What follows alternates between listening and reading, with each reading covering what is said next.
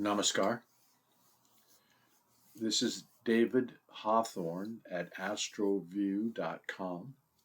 Today is the 14th of February, 2022. So the news came out today that it appears that Russia is considering invading Ukraine in the next couple of days. So I'm using the SAMVA, the SAMVA, Systems Approach to Mundane Vedic Astrology, chart for Ukraine, based on the 24th of August, 1991 at 5:31 p.m. in Kyiv. So we can see we have some problems because I'm using Systems Approach to Vedic Astrology. This gives the Capricorn rising sign.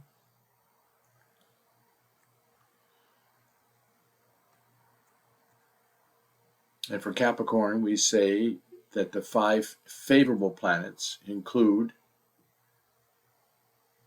Saturn, Moon, Mercury, Venus, and Mars. But the rulers of the 8th house of Dustan Bhava and the 12th house of Dustan Bhava, those rulers are functional malefic planets for Capricorn. So Sun and Jupiter are malefic planets for Capricorn. And we can see that they are surrounding Venus and Mercury. So we might call this the Papakatara Yoga and the scissors. So Sun destroys Venus, ruling the 10th house of career or karma, field of action. And Jupiter afflicts Mercury, ruling the 9th house, divine grace, guru, religion. And Venus and Mercury, ruling the 9th house of Dharma, the 10th house of karma, and the 8th house both become weak in a Dustan Bhava. So there's tremendous vulnerability here. We can see that Jupiter is the main period operating.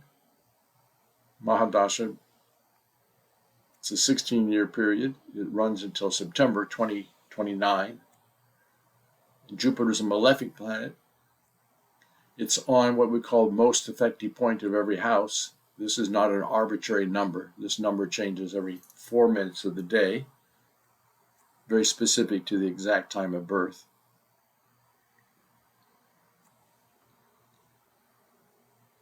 So Jupiter's on the most effective point, so it afflicts the 8th house, which is accidents, setbacks, delays, obstructions, transformations, vulnerability, even death-like experiences.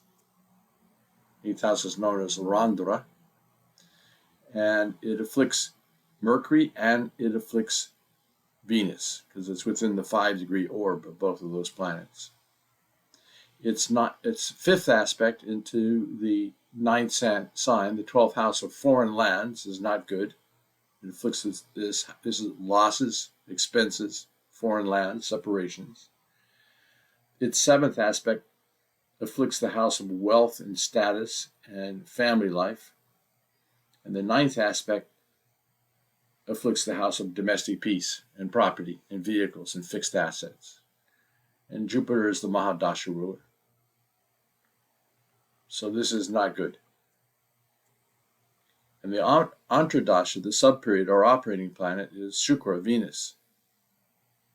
And Venus has no power for protection. It's afflicted by Jupiter, it's afflicted by Sun, it's badly placed, and it rules the house of karma, career, professional life.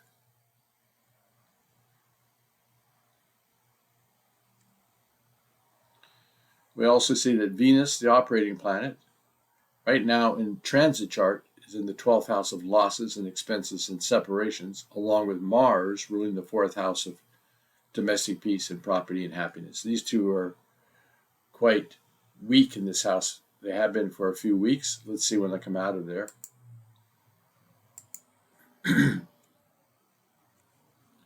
So this inner circle is exactly the same chart. The outer circle is a transit chart. So we got Venus and Mars here. We want to get them over here into the first house, where Mars gets exalted and Venus likes being in the first house.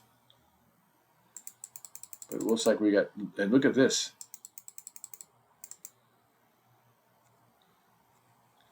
Today's the 14th. Venus and Mars are at 21 degrees. So they are applying to and going over Rahu, which is unexpected calamity, operating out of the 12th house of losses. So this could be some unexpected, tremendous loss. And this is going on at least until they enter the first house.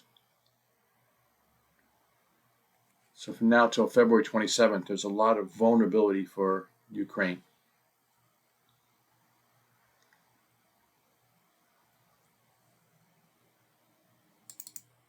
Next 2 weeks, not good.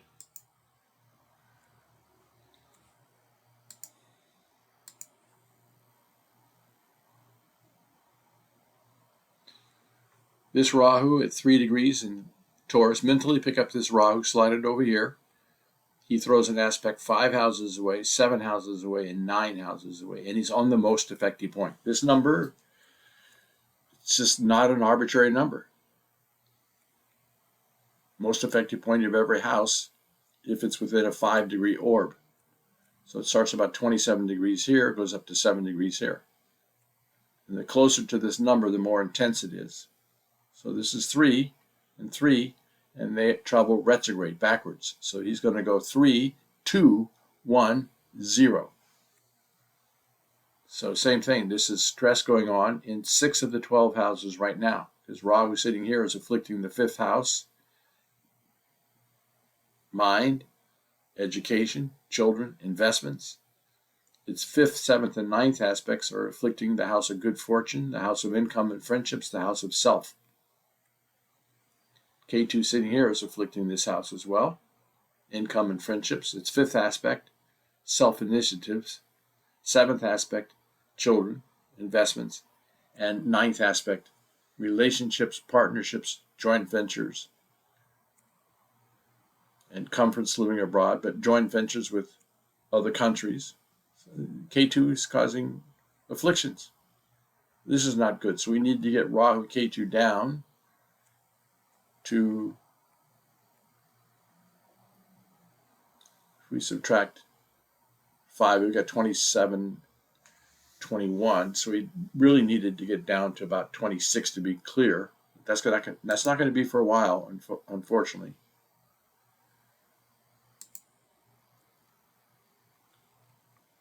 So Rahu and K2 are headed over the most effective point over the next few days.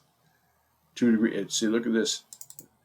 This thing was supposed to start in 2 days, and that, look at 2 days from now, February 15th, 16th, 17th, 18th, is still all 2 degrees.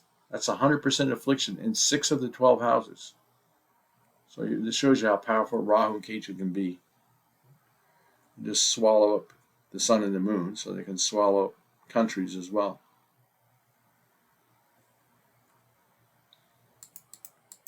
So they hit 1 degree, maybe it's a little bit of relief. That was February 25th. 0 degree is a little bit of relief, March 4th. But it's still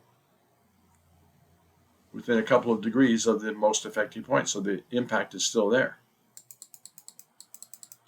29 degrees might be a little bit better. That's March 17th.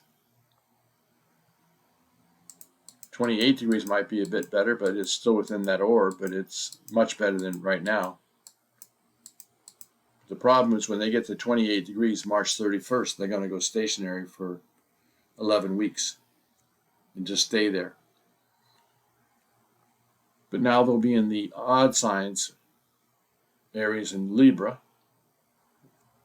I think most of you know Rahu and Ketu spend 18 months in even signs, 2, 4, 6, 8, 10, 12, and then they spend 18 months in odd signs, 1, 3, 5, 7, 9, and 11.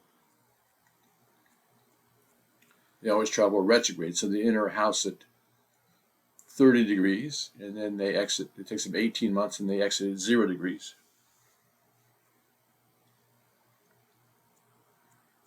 During those 18 months, they will pick a particular degree and go stationary for up to 3 months at a time, and then they move 9 degrees and then go stationary for up to 3 months at a time, and then 9 degrees and stationary for up to 3 months at a time. Anybody can take a 3-day fever, but you cannot take a 3-month fever. So anytime Rahu and Ketu stop on your rising sign degree, or anybody's rising sign degree, especially if it's 100%, and they have to be very, very careful and do a lot of planetary remedies for protection. Let's see if there's anything in this chart in odd signs around 28 degrees. No, no, no, no, no, no. So that's good news. I'm glad Rahu and Ketu are not at 28. I'm glad none of these planets are 28. So maybe there can be some relief at the end of March.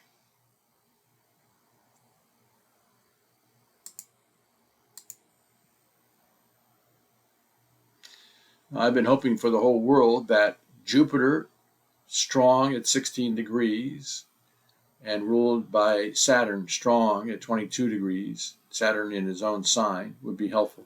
So this Saturn is sitting here at 22 degrees, close to the moon, close to the Saturn. It's actually quite favorable. See, Saturn is transiting the chart for Ukraine.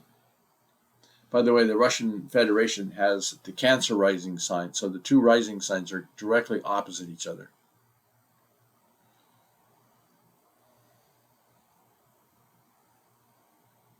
But Saturn in Capricorn in a Kendra is technically a Panch Mahapurush Yoga, one of the 5 great yogas called Sasha Yoga. Maybe that would give some protection. I sure hope. Jupiter at 16 here is not close to the most effective point, and its 5th, 7th, and 9th aspects are benign, so that's helpful too.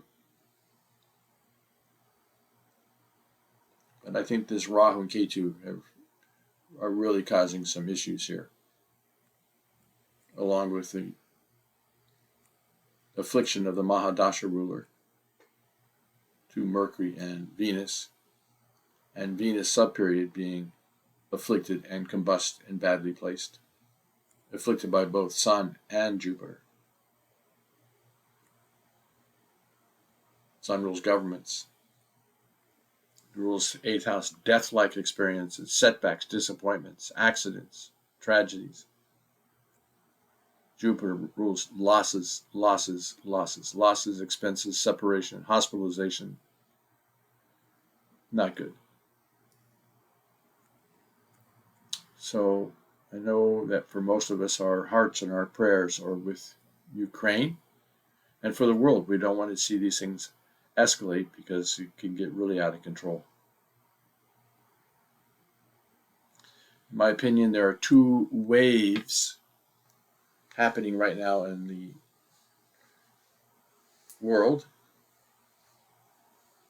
One wave is that of pure consciousness rising, pure awareness, sattva, purity, and the other wave is still evil.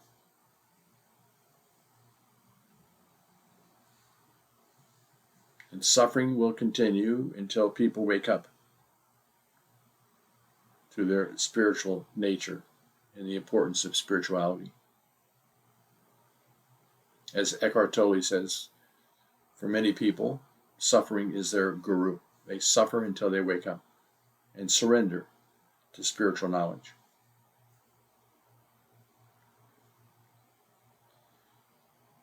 So there'll be a lot of collapsing of things that are not real.